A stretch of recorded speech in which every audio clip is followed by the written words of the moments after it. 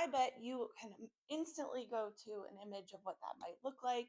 You might even look down, go right here. You might even be watching this video because you are desperate for a solution to make it look better so that you feel better as well. Okay. Now, the first thing I want to say is, of course, remind yourself that you just birthed a wonderful, beautiful baby. You created a human, a whole ass human, and that is a wonderful thing. Okay. Now, that being said, I know that doesn't always help us feel better about our bodies, and we still have a lot of anger, frustration, whatever it might be related to that recent birth. And one of the most common things is that dreaded mom pooch. Now, I know for a fact that this is probably one of the most common questions I get. And I know for a fact that most women are the most concerned about this, the mom pooch, that making you still look pregnant months and years down the road. Right? No one wants to be like, oh, you look great. How far along are you when you're done having kids? And your kids might even be grown ass kids at this point. So I absolutely get the frustration. So if your mom pooch, which can also be related to genetics, does your mom have one? Does her mom have one? That kind of thing. It can be related to hormone shifts. It could be that just in general, as females, this is where we carry a lot of our extra fat, especially compared to the male population. Okay. It could be a whole host of other things that may not be in your control and just kind of unfortunate for us, right? However, if it isn't one of those things and it is related a little bit more to our posture, we can do something about it.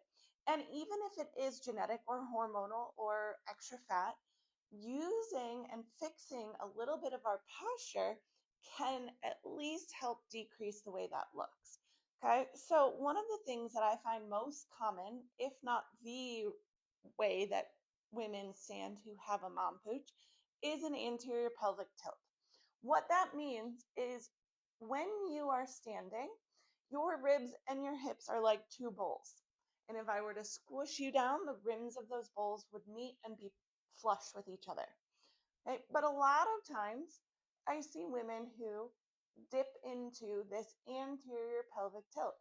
So now my belly's sticking out. I have this excessive lower back arch, and that bowl is tipping forward. So if there was water, it would be spilling out the front. And we really need to be able to strengthen the core and the hamstrings to help pull us a little bit more into that neutral positioning. Okay, you may not ever be able to fully get out of an anterior pelvic tilt, but we need to be able to own the range of motion and be able to posteriorly tilt our pelvis when the time comes, when the exercise calls for it, when the movement calls for it. And if we can get you out of that anterior pelvic tilt where our abs are now super lengthened and long, we can kind of strengthen and tighten that up. And that will help decrease what your mom pooch looks like. Okay, so there are exercises that we can do. We would start with breathing and just trying to get that core, pelvic floor, diaphragm connection back on board.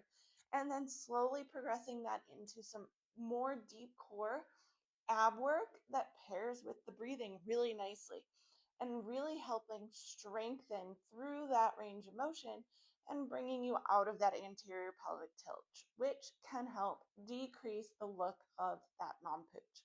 Okay, so there are some things we can do, even if it's genetic, even if there's hormones involved, all of that.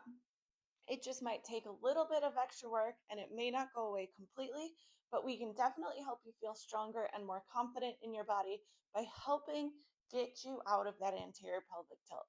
Plus, if you're having back pain, probably another good indication that you're in that anterior pelvic tilt, and it'll help reduce some of that back pain. Okay, if you have any questions, please don't hesitate to reach out, and I will see you guys next time.